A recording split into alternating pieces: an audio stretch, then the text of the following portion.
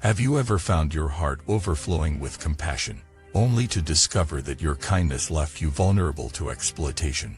Have you ever wondered if it is possible to extend warmth and generosity without sacrificing your own boundaries?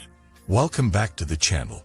Today, we will embark on a nuanced exploration of how to cultivate genuine goodwill, your innate capacity for empathy and generosity, while also preserving the necessary edge that keeps you safe and resilient in a complex world.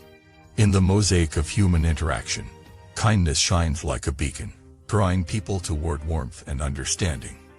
Yet, without a clear sense of self-protection, that beacon can also guide opportunists into the hidden corners of your goodwill.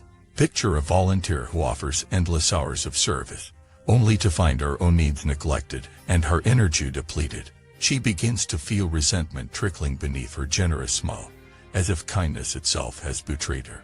This scenario underscores a vital truth. True kindness must be balanced with wise discernment, a protective edge that prevents compassion from becoming self-sabotage. To find that balance, we first recognize that protecting ourselves is not antithetical to kindness but a necessary complement. Setting boundaries, clear statements of what is acceptable and what is not, enables us to give from a place of strength rather than depletion. When we define our limits with calm authority, we honor our own well-being while still extending genuine warmth. A boundary might be as simple as declining requests that exceed our emotional bandwidth, or taking time between invitations to recharge. By doing so, we ensure that our generosity is sustainable and free from the shadows of burnout. Yet boundaries alone do not comprise the full picture. We must also cultivate clarity about our intentions. When kindness springs from a place of authentic concern rather than obligation or guilt, its power becomes protective in itself. In a coastal town, a teacher named Rosa was known for her open-door policy. Students could come to her at any hour with troubles both academic and personal.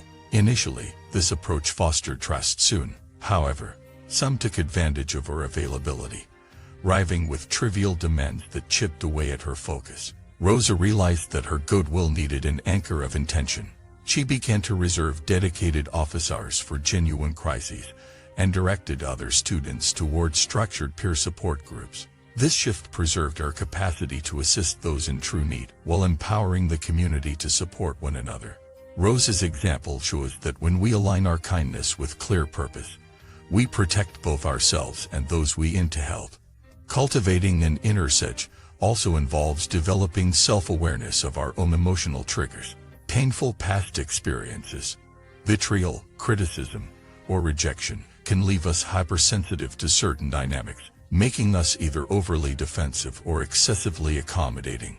Through mindful reflection, we can learn to observe these reactions without being ruled by them. For instance, if we notice a tendency to agree with everything for fear of disappointing others, we can pause before responding, breathe deeply, and assess whether our agreement serves kindness or self-neglect.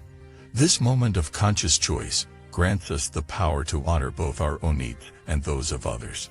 Communication is another vital tool in this delicate dance of kindness and edge. By speaking openly about our boundaries and limitations, we invite others to honor them without dampening the warmth of connection. A simple phrase, "I care about you and want to help, but I need to take some time to recharge so I can be fully present," can convey both goodwill and self-respect. In doing so, we model healthy interactions that encourage others to understand and reciprocate balanced generosity. At times, maintaining kindness with an edge may require us to navigate challenging emotions, guilt for saying no, fear of offending, or worry about being perceived as cold. In these moments, we remember that protecting our well-being is itself an act of kindness toward ourselves and toward others, because only when we are grounded and healthy can we sustain genuine support. Compassion for oneself, paradoxically, amplifies the depth of compassion we can offer others. Real-world examples abound of individuals and organizations that embody this balanced approach. Nonprofit leaders who implement rotational volunteer schedules ensure that their teams serve passionately without burning out. Families that establish open dialogues about emotional needs create environments where caring gestures flow without resentment. Corporate cultures that encourage a compassionate accountability hold employees to high standards of mutual respect, combining support with clear performance expectations. Each of these models demonstrates that kindness need not be a soft vulnerability but can be fortified by principled strength. In our personal lives, we can practice this balance through small daily rituals. We might begin each day by setting a clear intention to approach others with warmth, but also to monitor our energy levels. We can schedule regular self-check-ins, moments of solitude where we ask, am I giving from joy or from obligation? And adjust our actions accordingly. We can cultivate a circle of trusted confidants who help us discern when our edge may be too sharp or when our kindness may be waning. Ultimately, the alchemy of kindness and edge invites us to transcend the false choice between vulnerability and invulnerability. By weaving together empathy and discernment, generosity and boundaries, we create a luminous presence that nourishes others, while standing firmly on the ground of self-care. In this way, our kindness becomes both a gift to the world and a shield that preserves our inner wellspring of compassion. Thank you for watching this video.